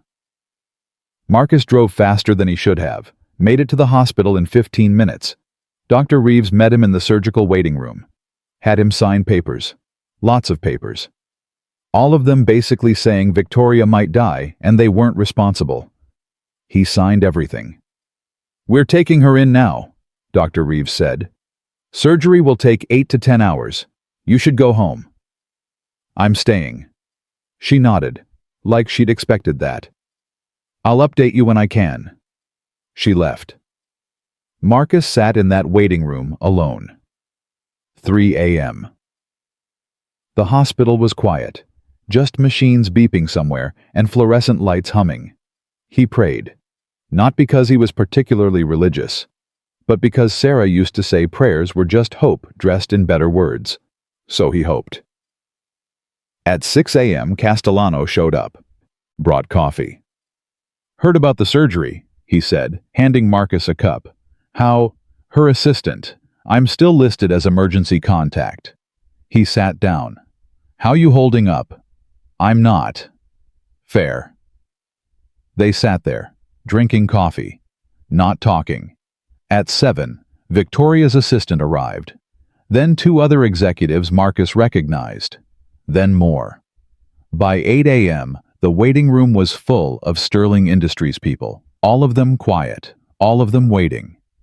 "She'd hate this," Castellano said quietly. "All of us fussing." "She'd love it," Marcus corrected. "She'd never admit it, but she'd love it." Hours dragged. Marcus paced, checked his phone, texted Emma surgery going good. "Love you." Emma texted back immediately. "Tell Victoria I love her too. Tell the doctors to be careful with her heart. It's important." At noon, Dr. Reeves appeared. Everyone stood. She looked exhausted. Surgical mask hanging around her neck. Her scrubs had blood on them. "The transplant was successful," she said. The waiting room exhaled. "But," Dr. Reeves continued, "Victoria went into cardiac arrest twice during surgery. We brought her back both times. The new heart is functioning, but she's extremely weak. The next 24 hours are critical. If she survives that," she paused, "then we can start talking about recovery." "Can I see her?" Marcus asked. "Recovery room, 10 minutes. No more." Marcus followed her through double doors, down hallways, into a room full of machines and monitors and nurses, and Victoria. She looked small, fragile, chest wrapped in bandages, breathing tubes still in. But her color was better, not gray, almost pink. Marcus took her hand, careful of all the wires and tubes. "You did it," he whispered. "You got your new heart. Now you just need to heal. That's all. Just heal." Her fingers twitched against his. A nurse appeared. "Time's up, sir." "Can I come back?" "Tomorrow, if she's stable." Marcus didn't want to leave, but he nodded, kissed Victoria's forehead. "See you tomorrow. Don't go anywhere." He left. In the waiting room, everyone looked at him. "She made it through surgery," he said. "Next 24 hours are critical." Nods, relieved smiles. People started leaving, going back to work, to their lives. Castellano stayed. "You should go home, get some sleep. See your daughter." "Yeah." Marcus felt dead on his feet. "Yeah, I should." "Thompson." Castellano held out his hand. "Thank you, for caring about her when the rest of us forgot how." Marcus shook it. "She made it easy." He drove home, found Emma and Mrs. Chen making breakfast in his apartment. Emma ran to him. "Is she okay?" "She's got a new heart. The doctors say if she makes it through today, she'll be okay." "When can I see her?" "Soon. Maybe tomorrow if she wakes up." Emma hugged him tight. "I knew she'd make it. She's strong. Like you." Marcus held his daughter and let himself cry for the first time in 3 days. 24 hours later, Victoria opened her eyes. Marcus was there. Had been there since the nurses let him back in at 6 a.m., holding her hand, talking to her even though she couldn't respond. Her eyes focused on him slowly, confused. Then recognition. She tried to talk, but the breathing tube was still in. "Don't," Marcus said. "Don't try to talk. You had surgery. Heart transplant. You're okay. You're going to be okay." Her eyes filled with tears. A nurse came in. "She's awake. Good. Let me get the doctor." Dr. Reeves arrived within minutes, checked vitals, examined Victoria, smiled. "Welcome back, Ms. Sterling. You gave us quite a scare." Victoria's eyes went to Marcus, questioning. "You've been out for 36 hours, he said. "Surgery went well. New heart's working. You just need to heal now." She squeezed his hand. Dr. Reeves removed the breathing tube carefully. Victoria coughed, gasped. Her voice was rough. Emma. She's fine. Driving me crazy asking when she can visit. Good. Victoria's smile was weak but real. That's good. We'll keep you in ICU for another few days, Dr. Reeves said. Then move you to a regular room. Recovery will take months, but if all goes well, you'll make a full recovery. Victoria nodded. Her eyes were already closing again. Sleep, Marcus said. I'll be here when you wake up. Promise? Promise. She fell asleep still holding his hand. Marcus sat there and watched her breathe on her own for the first time in days. Watched the monitor show her new heart beating strong and steady. And he thought about that night on Fifth Avenue. How he'd knelt beside a stranger and breathed life into her lungs without knowing who she was or what she'd become to him. How sometimes the best things in life happened when you stopped being scared and just acted. How Sarah had been right about that. He pulled out his phone. Texted Emma. She's awake. She asked about you first thing. You can see her tomorrow. Emma's response was immediate. Tell her I love her. Marcus smiled. Hey, Victoria. Emma says she loves you. Victoria's eyes opened halfway. Love her too. And Marcus. Yeah, thank you. For not letting me die alone. You'll never be alone again. That's a promise. She smiled, fell back asleep. And Marcus sat there in that ICU room and watched the sun rise through the window and felt something he hadn't felt in years, complete. 3 days later, they moved Victoria to a regular room. Still weak, still connected to monitors, but breathing on her own. Sitting up, talking. Emma was the first visitor allowed in. She walked slowly, holding Marcus's hand tight. Stopped at the doorway when she saw Victoria. It's okay, Marcus said. She's awake. See? Victoria turned her head, smiled. Hey, sweetheart. Emma burst into tears and ran to the bed. Victoria caught her carefully, wincing but holding on. I thought you were going to die. Emma sobbed into Victoria's shoulder. I thought I'd never see you again. I'm right here. I'm not going anywhere. Victoria stroked her hair, looked at Marcus over Emma's head. Her eyes were wet too. I brought you something. Emma pulled back, wiping her face. She dug in her backpack and pulled out the drawing. The heart from her science project. To remind you that hearts work better when they're connected. Victoria took it with shaking hands, studied it. It's perfect. Will you hang it up for me? Right there where I can see it. Emma nodded. Found tape at the nurse's station. Hung the drawing on the wall across from Victoria's bed. There. Now you can look at it whenever you're sad. Thank you, baby. Victoria held out her hand. Emma took it. I'm sorry I missed your science fair. It's okay. You were dying. That's a good excuse. Victoria laughed, then winced. Don't make me laugh. It hurts. Sorry. Emma climbed carefully onto the chair beside the bed. Daddy says you have a new heart now. From someone who died. That's right. Do you know who they were? Victoria's expression shifted. Something Marcus hadn't seen before. Sadness mixed with gratitude. No. The doctors don't tell us. It's anonymous. That's sad. You should know who saved you. I do know. Victoria looked at Marcus. Your dad saved me. 3 times now. 4 times, Marcus corrected. I called the ambulance that first night. 4 times then, Victoria smiled. I'm building up quite a debt. No debt, Marcus said. We're family. Family doesn't keep score. Emma nodded firmly. That's what Daddy always says. Family means you show up, even when it's hard. Victoria's eyes filled again. Your daddy's a smart man. They stayed for an hour. Emma told Victoria about school, about how Tommy stopped being mean after his mom found out Victoria was sick about the new book she was reading. Normal things. Normal, easy things. When visiting hours ended, Emma hugged Victoria goodbye. I'll come back tomorrow. And the day after. Every day until you come home. I'd like that.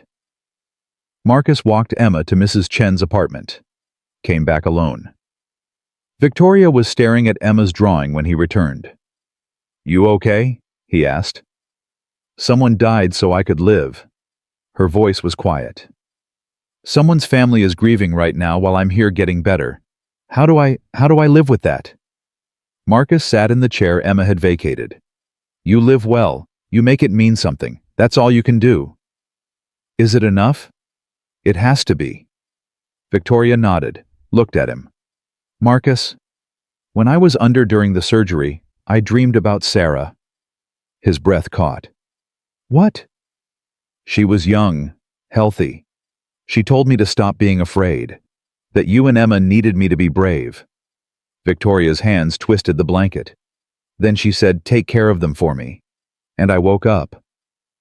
Marcus couldn't speak, couldn't breathe. I don't know if it was real or just my brain doing weird things from the anesthesia, but it felt real. And I wanted you to know. Sarah would have liked you, Marcus managed. She always said the best people are the ones who keep fighting even when they're terrified. I am terrified. All the time, even before the heart attacks. Victoria looked out the window. Terrified of being alone, of dying and nobody caring, of building this empire and realizing it meant nothing.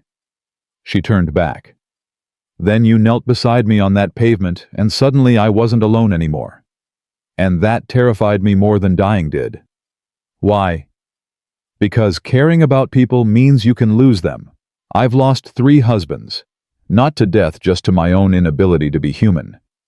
I thought if I stopped caring, stopped letting people in, I'd be safe. She smiled sadly. Turns out I was just empty. Marcus reached over, took her hand. You're not empty now. No, now I'm full. And I don't know what to do with that. You live with it. You let yourself be happy. You stop fighting everything and just... He struggled for words. Just be. I don't know how to just be. Then learn. You've got time now. And people who want to help. Victoria squeezed his hand. Stay a little longer. I'm not going anywhere. They sat in comfortable silence. Marcus in the chair. Victoria in the bed, hands connected, watching the sun set through the hospital window. The peace lasted 2 days. Castellano showed up Tuesday afternoon while Marcus was at work. Victoria called him immediately. The board's making a move, she said without preamble. Marcus put down the shipping manifest he'd been reviewing. What kind of move? Emergency meeting tomorrow. They're voting on whether to remove me as CEO. Richard tried to stop it, but he doesn't have the votes. Can they do that? You own 42% of voting shares. But the board can remove a CEO they deem unfit to lead. Medical incapacity. They're using my heart attacks as justification. You just had surgery. I know. But they're not wrong, Marcus. I've been in the hospital more than the office these past 4 months. I missed crucial meetings. Nearly died 3 times. From a business perspective, I'm a liability. From a human perspective, you're recovering from major surgery. Business doesn't care about human perspectives.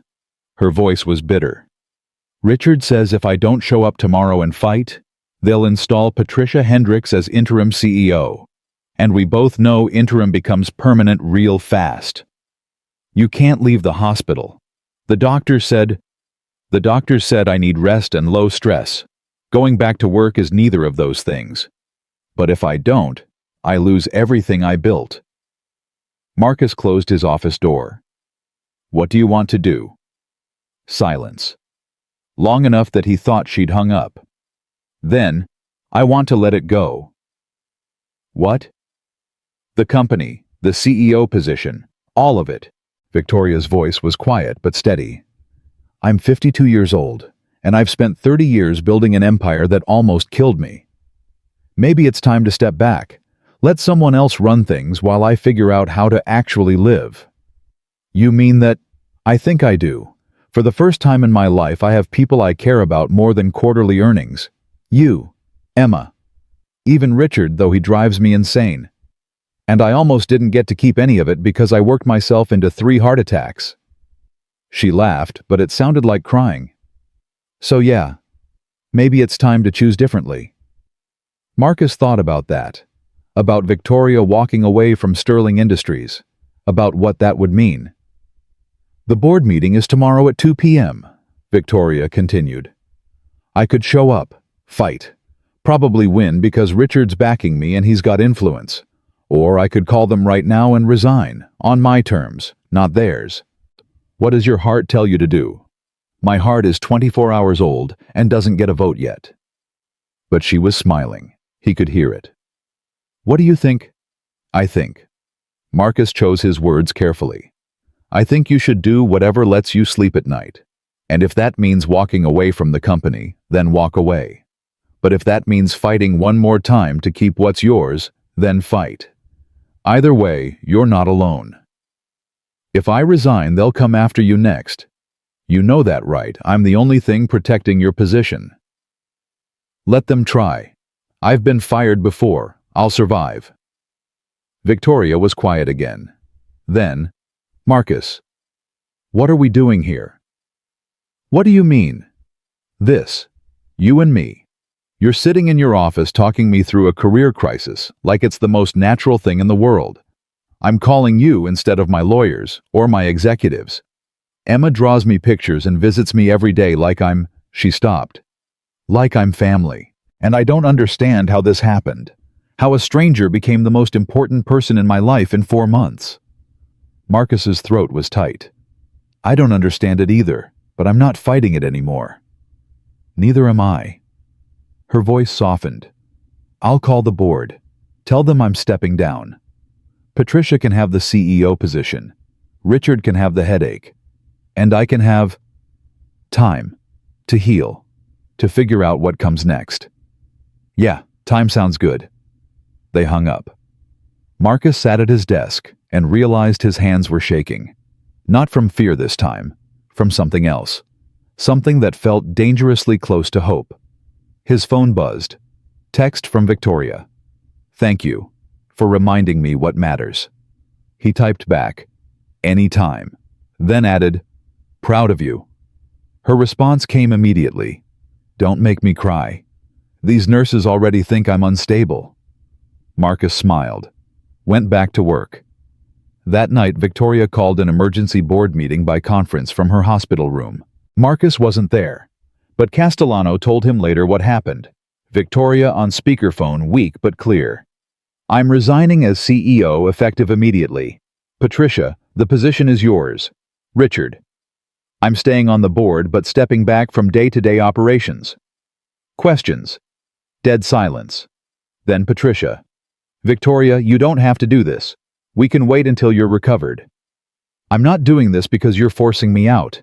I'm doing it because I almost died, and I'm choosing to live instead. There's a difference." More silence. Richard. "What will you do?" "I don't know yet. Rest. Recover. Spend time with people I care about.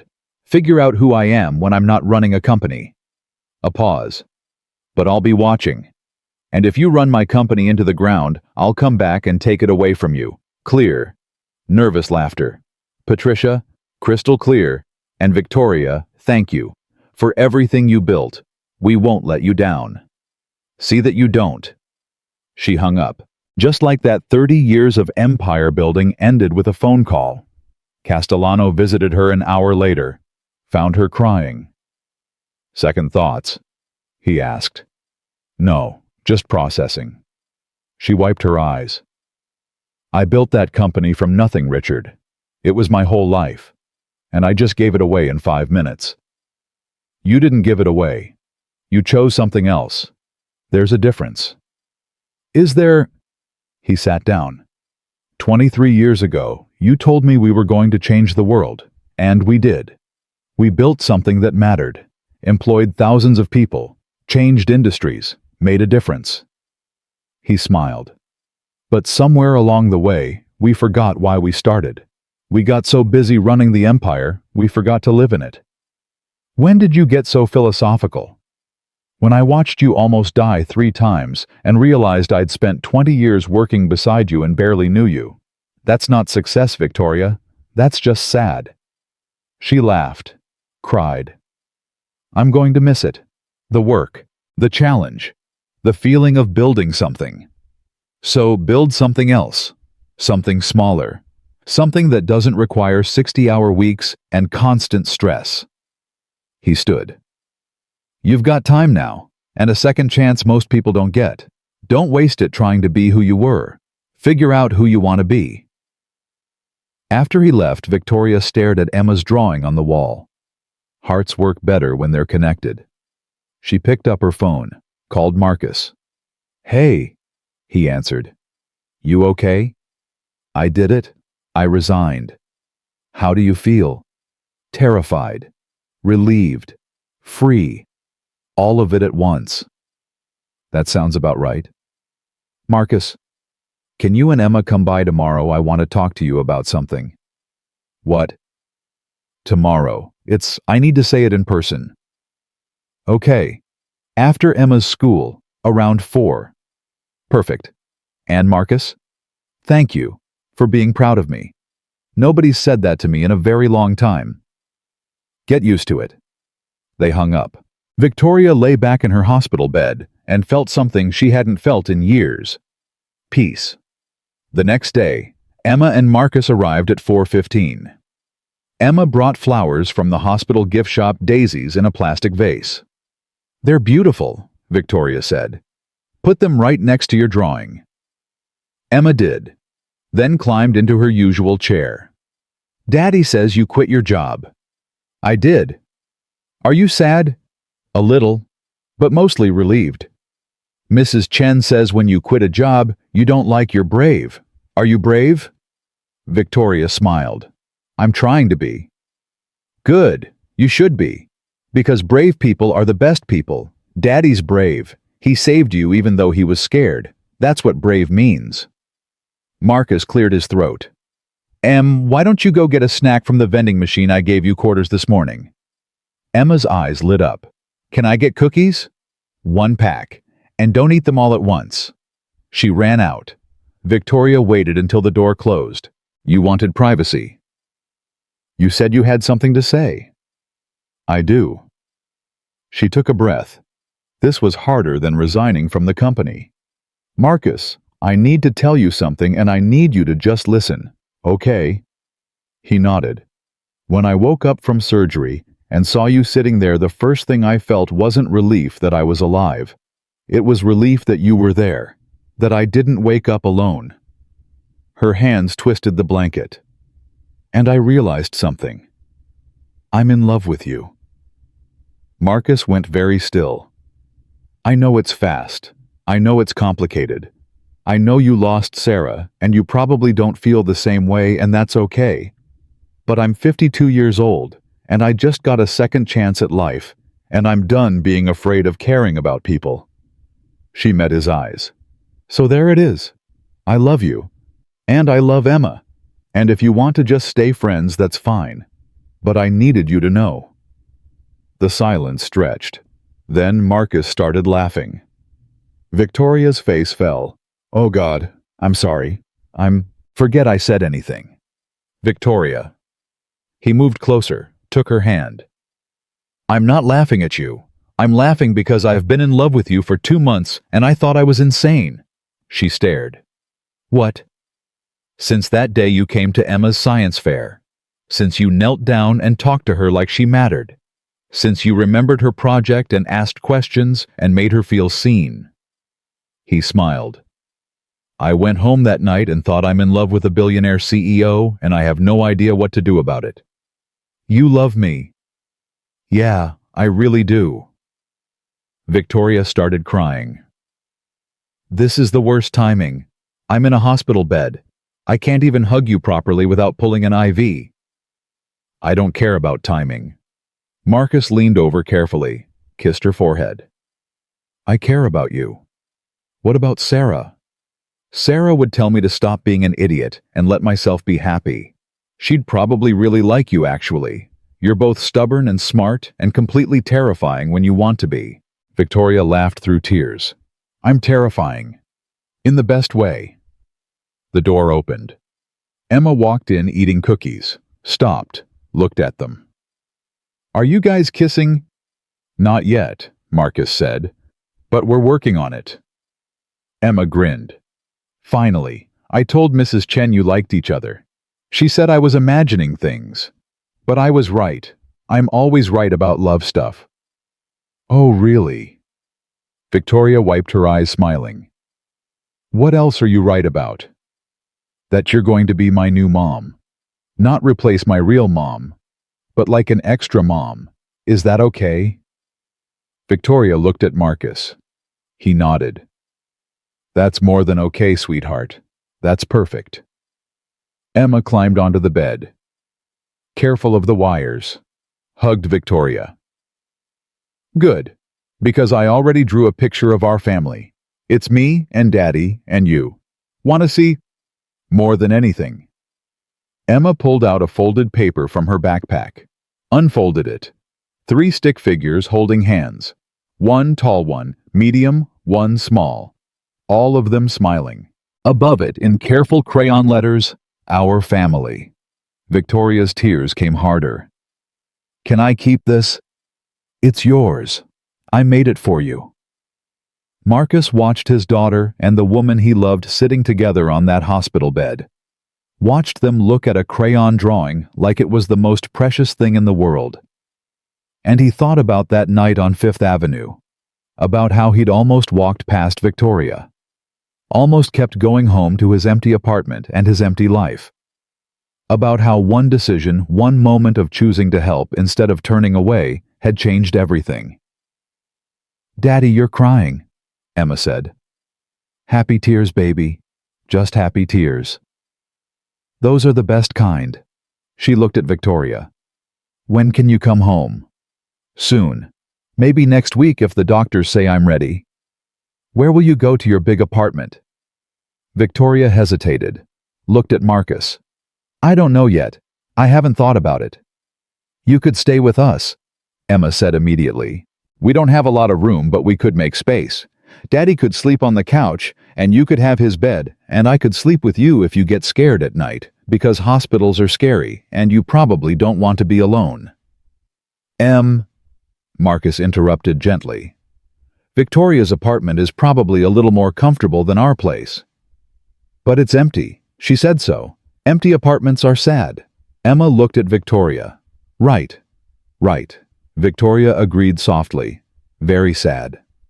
So you should stay with us, just until you're all better. Then you can go back to your empty apartment if you want. But at least you won't be alone while your heart is still learning to work. Marcus met Victoria's eyes over Emma's head, saw the question there. He nodded. Okay, Victoria said. If it's okay with your dad, I'd love to stay with you. Just for a little while. Emma cheered, hugged Victoria again. This is the best day ever. Wait until I tell Tommy. His mom is going to be so jealous. Probably shouldn't tell everyone at school, Marcus suggested. Let's keep it just between us for now. Okay. It'll be our secret. Like a family secret. Because that's what we are now. A family. Victoria looked at Marcus. Mouthed, thank you. He mouthed back, I love you. She smiled. Mouthed, I love you too. And Emma, caught up in her own excitement, kept talking about how they'd rearrange the apartment, and where Victoria would put her clothes, and whether she liked pancakes, because Daddy made really good pancakes on Sundays. Marcus let her talk. Let himself imagine Victoria in their tiny apartment, making coffee in their kitchen, sitting at their card table, being part of their life in a real, tangible way. It wouldn't be easy. Rich woman in a poor man's apartment, recovery and complications, and all the things that came with a heart transplant.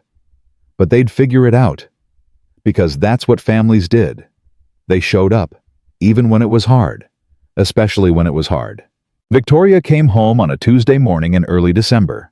The doctors released her with a list of medications as long as Marcus's arm instructions for physical therapy, and warnings about infection and rejection, and a dozen other things that could go wrong.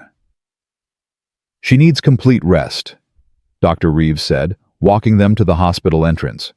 No stress, no heavy lifting. Someone should be with her 24/7 for at least the first month.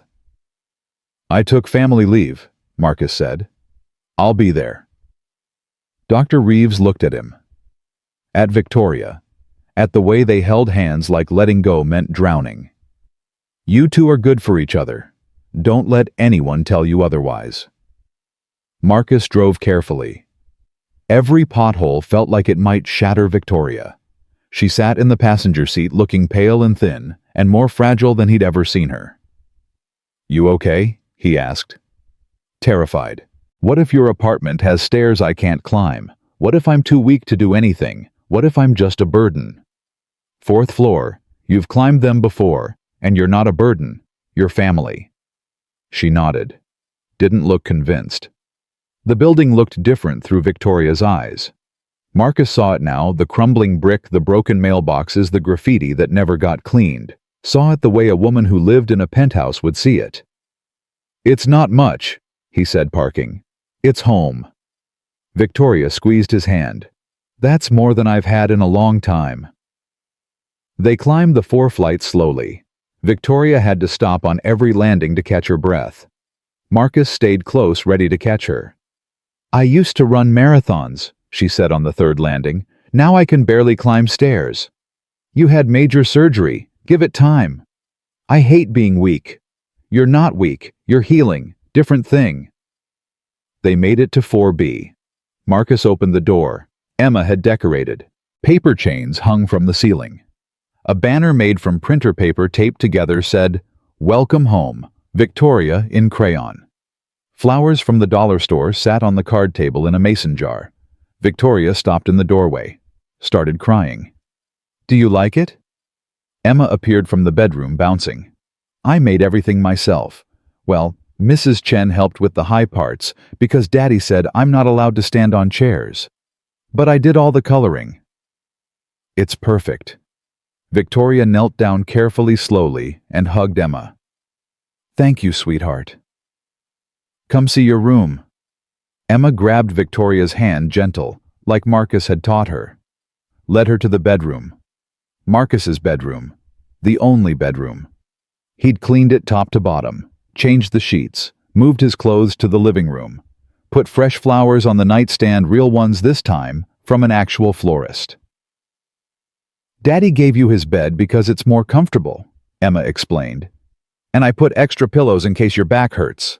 And there's a glass of water on the table because medicine makes you thirsty. And oh, I made you this. She pulled a small box from under the bed. Construction paper covered in stickers. Inside was a bracelet made from yarn and beads. It's a healing bracelet, Emma said seriously. Every color means something. Red for love, blue for calm, green for health, yellow for happiness. You're supposed to wear it until you're all better. Victoria's hands shook as she tied it around her wrist. I'll never take it off. Even when you shower? Even then. Emma beamed. Good, because it only works if you keep it on. Marcus watched them from the doorway. His daughter and the woman he loved in his bedroom that was now Victoria's bedroom. The apartment felt different, fuller, like something that had been missing finally clicked into place. That night, Victoria insisted on eating dinner at the card table with them, even though Marcus had suggested she rest in bed. I've spent 3 weeks in a hospital bed, she said. I want to eat with my family. So they sat together. Marcus had made spaghetti, nothing fancy, just jarred sauce and noodles. Emma talked non-stop about school and her friends, and how Tommy's mom asked if Victoria was really living with them now. What did you tell her? Victoria asked. That it's none of her business. That's what Daddy says to say when people are nosy. Marcus nearly choked on his water. What you do say that. Victoria laughed, then winced, hand going to her chest. You okay? Marcus was up immediately. Fine, just sore. The doctor said laughing would hurt for a while. She smiled at Emma. But it's worth it. After dinner, Emma helped Victoria to the bedroom. Marcus cleaned up the kitchen, listening to their voices through the thin wall. Do you get scared at night? Emma asked. Sometimes. Do you? Yeah. After Mommy died, I used to get really scared. But then Daddy started leaving the hallway light on, and it got better. We can leave it on for you too if you want. I'd like that. And if you have bad dreams, you can come get me. My bed is right in the living room on the couch. Well, it's Daddy's couch, but it's my bed now because you have the bedroom. But I don't mind. The couch is fun. You're a very special girl, Emma. You know that? Daddy says that too. I think he's biased because he's my dad. But if you say it too, then maybe it's true. It's definitely true. Marcus finished the dishes, went to say goodnight. Emma was curled up next to Victoria on the bed, both of them looking at a picture book. This was my mommy, Emma said, pointing to a photo tucked in the pages. Sarah, young and healthy and smiling. She was really pretty and nice, and she made the best chocolate chip cookies. Victoria studied the photo. She was beautiful. You look like her. Everyone says that. Do you think she'd be mad that you're here? What do you think? Emma was quiet for a moment. I think she'd be happy, because Daddy smiles more now, and I don't feel so alone anymore. And you're really nice, even though you're rich and you could be mean if you wanted, but you're not. Victoria pulled Emma closer. Your mommy sounds like she was very smart. I think she'd be really proud of you. I hope so. Emma yawned. I'm going to go to bed now. Daddy says you need lots of rest. Good night, Victoria. Good night, sweetheart.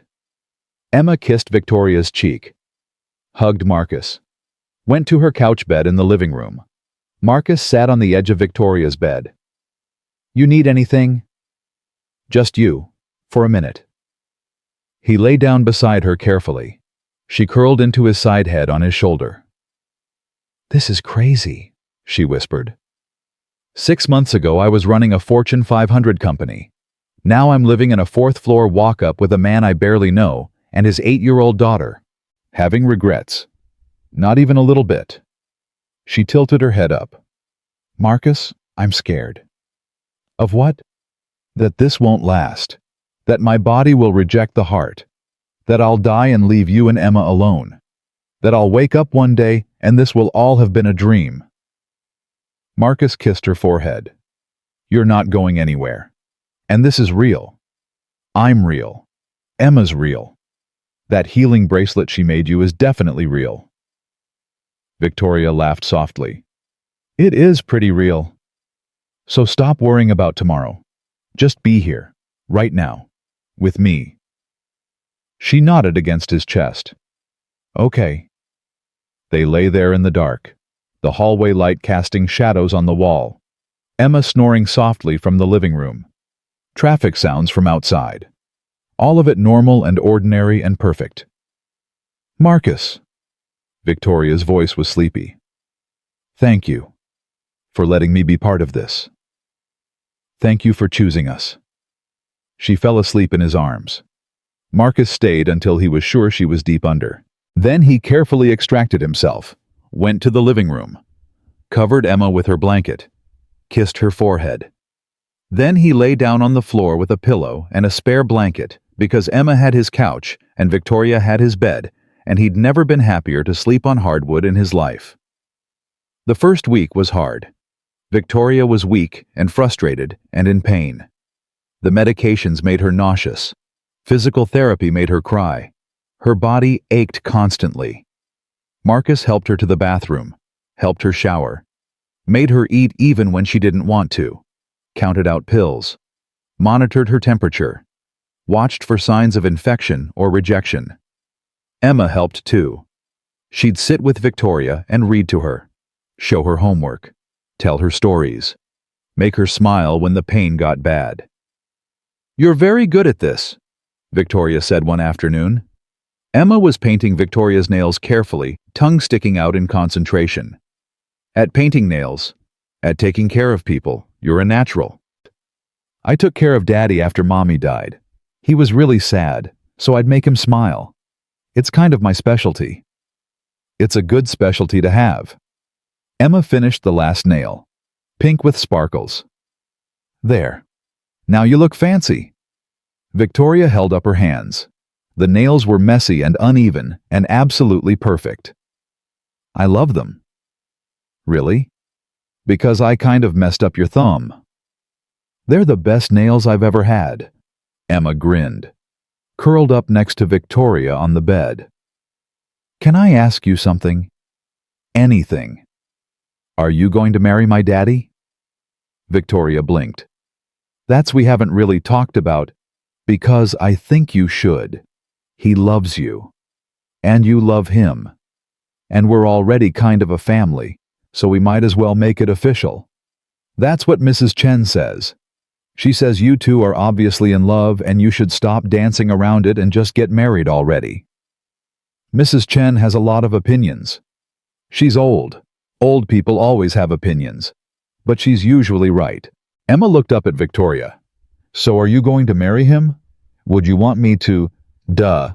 That's why I'm asking. I want you to be my mom. Not my real mom because nobody can replace her. But my other mom. My bonus mom. Is that a thing? Victoria's eyes filled. That's definitely a thing. Good. So you'll marry him. If he asks. He will. He's just waiting for you to get better first, because he's respectful like that. Emma said it with such confidence that Victoria laughed. You seem very sure.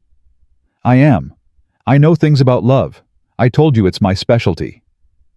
That night Marcus came in to give Victoria her evening medications. Found her crying. What's wrong? Are you in pain? Should I call Dr. Reeves? Emma asked if I'm going to marry you. Marcus froze. She what? She said we should make it official, that we're already a family. Victoria wiped her eyes. She wants me to be her bonus mom. Marcus sat down slowly. What did you say? I said if you asked, I'd say yes. The silence stretched. Marcus stared at her. Victoria stared back. Are you? His voice cracked. Are you serious? I have a 24-day-old heart, and I'm living in your apartment wearing a healing bracelet your daughter made me. I think we're past the point of not being serious. Marcus laughed, cried, pulled her into his arms as carefully as he could. Victoria Sterling, will you marry me? Yes, absolutely yes. I don't have a ring. I don't care. I can't afford a wedding, or a honeymoon, or... Marcus. She pulled back to look at him. I have enough money for both of us. I don't need expensive things. I just need you, and Emma, and this apartment that's too small and too cold but feels more like home than any place I've ever lived. He kissed her, soft and careful and full of promise. Emma's voice came from the doorway. I knew it. Mrs. Chen owes me $5. They pulled apart laughing. You bet on us, Marcus asked. She said you wouldn't propose for at least 3 months. I said 3 weeks. I win. Emma ran over, jumped on the bed. Are we getting married? Are we a real family now? We were always a real family, Victoria said. But yeah, we're making it official. Emma squealed, hugged them both. This is the best day of my entire life. Wait until I tell Tommy. His mom is going to die. Maybe let's not tell anyone yet, Marcus suggested. Give Victoria time to recover first. Okay, it'll be our secret. A family secret. Emma settled between them. Can I be the flower girl? Absolutely. And can we have cake? The biggest cake you've ever seen. And can Victoria wear a white dress? Victoria smiled. If you help me pick it out. Deal. They sat there together, Marcus and Victoria and Emma, and it felt like every piece finally fit. Like the universe had been waiting for this moment all along. 2 weeks later, Victoria had a setback. Marcus woke up to her gasping for air at 3 a.m. Can't breathe. He called 911. The ambulance came within minutes. Emma woke up crying. Mrs. Chen took her while Marcus rode with Victoria back to Grace Memorial. Dr. Reeves met them in the ER, ran tests, came back looking serious. Her body is rejecting the heart, she said. Not severely, but enough that we need to intervene. We're going to adjust her anti-rejection medications and keep her for observation. If the new protocol works, she'll be fine. If it doesn't, it will work, Marcus said firmly. It has to. They admitted Victoria to the cardiac unit, started the new medication regimen. Marcus sat beside her bed and watched her sleep, and prayed harder than he ever had in his life. Emma came after school with Mrs. Chen, climbed into Victoria's bed carefully, always carefully. "You have to get better," Emma whispered. "We're supposed to get married. You promised." Victoria's eyes opened. "I'm not breaking that promise, sweetheart. I'm just having a rough day." "When I have rough days, Daddy makes me hot chocolate. Want me to tell him to bring you some?" "That sounds perfect." Marcus brought hot chocolate from the cafeteria. Terrible watery hot chocolate. Victoria drank it anyway. "This is awful," she said. "The worst." Marcus agreed. "I love it." They spent 3 days in the hospital. The new medications worked. Victoria's body accepted them. The rejection stopped. Dr. Reeves discharged her with even more warnings. More medications, more restrictions. "You're playing with fire, Ms. Sterling," she said. "Your body is fragile. You need to take this seriously." "I am." "Then act like it. Rest. Follow the protocol. Stop trying to do too much too fast." Victoria nodded, chastened. In the car, she was quiet. "What are you thinking?" Marcus asked. "That I'm tired of being broken, tired of being weak, tired of my body failing me over and over." "You're not broken, you're healing." "It doesn't feel like healing. It feels like dying slowly." Marcus pulled over, turned to face her. "Listen to me. You are not dying. You're fighting. Every day you wake up and take those pills and do that therapy and climb those stairs, that's fighting. And you're winning. So stop thinking about what you can't do and start seeing what you can." Tears ran down her face. "What can I do? I can't work, can't exercise, can barely make it up 4 flights of stairs without passing out." "You can love us. You can let us love you. You can be here. That's enough, Victoria. You're enough." She cried against his shoulder. He held her until the tears stopped. "Okay," she whispered. "Okay." They went home. Emma made Victoria's favorite dinner, macaroni and cheese, from a box. They ate at the card table, talked about nothing important, laughed at Emma's jokes. That night, Victoria took her medications without complaint. Did her breathing exercises. Let Marcus help her get ready for bed. "I'm sorry," she said, "for being difficult." "You're not difficult. You're scared. Big difference." "I don't want to be scared anymore." "Then don't be. Choose different. Choose to believe this is going to work, that you're going to heal, that we're going to have our wedding and our life and our future." Victoria nodded. "I'll try. That's all I'm asking." The weeks passed. December turned to January. Victoria got stronger. The stairs got easier. The pain lessened. The fear faded. She started cooking. Simple things at first. Then more complicated meals. The apartment always smelled like something delicious. She helped Emma with homework, read her stories, braided her hair in the mornings. She and Marcus fell into a rhythm. Coffee together before he left for work. Texts throughout the day. Dinner as a family every night. Falling asleep in each other's arms. It wasn't the life Victoria had planned. Wasn't the penthouse, or the power, or the empire. But it was real. And it was hers. And it was enough. In February, Emma had her second science fair. This time, Victoria was there. She stood with Marcus in the gymnasium, watching Emma explain her project, the same heart model updated and improved. "How does the heart work?" Emma asked the judges. "It pumps blood. But more importantly, it connects us to other people. My mom died from a broken heart, not the sad kind, the actual medical kind. And my other mom." She pointed at Victoria. "She almost died too. 3 times. But she got a new heart from someone who died. Someone who decided to save people even after they were gone. And now she's here. And we're a family. Because hearts don't just pump blood. They pump love. And love is what keeps us alive. The judges were crying. Victoria was crying. Marcus was crying. Emma won first place. She ran to them, ribbon in hand, grinning so wide her face might split. "I won! Did you see I won?" Victoria hugged her. "I'm so proud of you, sweetheart. I couldn't have done it without you. You're my inspiration." Emma looked at the judges. "That's what I told them. That you inspired me to understand hearts better." Marcus pulled them both close. His daughter, his fiancée, his family. "I love you both," he said. "So much." "We love you too," they said together. That night, after Emma was asleep, Marcus and Victoria sat on the fire escape. It was cold but clear. The city lights spread out below them. "You know what I realized today?" Victoria said. "What?" "I spent 30 years building an empire, made billions of dollars, changed industries, got my name on buildings." She looked at him. "And none of it matters as much as watching Emma win that science fair. None of it made me as happy as dinner at our card table. None of it made me feel as alive as climbing 4 flights of stairs to come home to you." Marcus took her hand.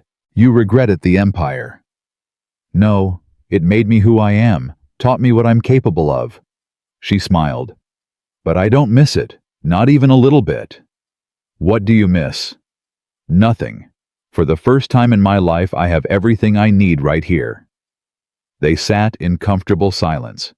Then Victoria said, "Marcus, thank you." "For what?" "For kneeling beside me that night. For breathing life into my lungs. For saving me over and over. For teaching me what really matters." She turned to face him. "I built an empire chasing success and nearly died of loneliness. Then you gave me everything, a reason to live, a family, to fight for a heart that finally knows how to feel." Marcus kissed her, soft and slow and full of forever. "The richest hearts are the ones that give," he said. "Someone smart told me that once." Victoria laughed. "She sounds very wise." "She is. And I'm going to marry her." "Lucky you. Luckiest man alive." They went inside, checked on Emma. She was sleeping peacefully, first place ribbon clutched in her hand.